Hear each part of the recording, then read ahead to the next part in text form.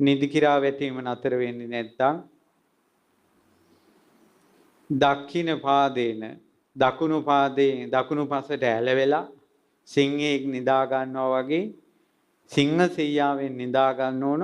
උත්ථාන සංඥා මනසිකරිත්වා මම පොඩි වෙලාවකින් නැගිටිනවා කියලා විනාඩි 5කින් 10කින් නැගිටින අදහසින් නිදා ගන්න ඕන. දැන් අපේ මිනිස්සු හොඳට නිදා ගන්න එක සංඥාවක් නැහැ. මොකද්ද? උත්ථාන සංඥා. ඒකේ තියෙන්නේ ඇහැරෙන වෙලාවට නැගිටිනවා කියලා. එහෙම නෙවෙයි. එහෙම නෙවෙයි. විනාඩි 5කින් 10කින් පොඩි වෙලාවකින් නැගිටිනවා කියලා අර නිදි කිරා වැටීම පාලනය කරන්න විසඳුමක් විදියට විනාඩි 5ක් ඇලවෙන්නේ. සමහර පාඩම් කරන ළමයි ඉන්නවා. ඒ ළමයිට නිින්ද යන නිසා යාල කෑම කාලා පැය භාගයක් විතර ඇලවෙනවා.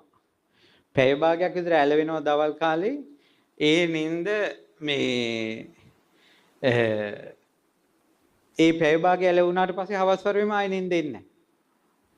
නිදි කිරා වැටි වැටි හැන්දෑ වෙනකල් මුස්පේන්තුවෙන් පොත් බලනවට වඩා අර පැය භාගයක් හෝ පැයක් නිදාගෙන ඉඳලා නැගිටලා පොත් ටික බලාගෙන යන එක සැපයි.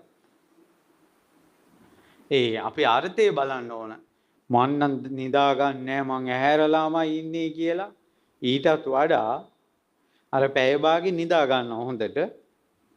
ඊට පස්සේ නැගිටලා පොත් බලනවා. එතකොට ආයෙ නිදි කිරා වැටෙලි බෑ.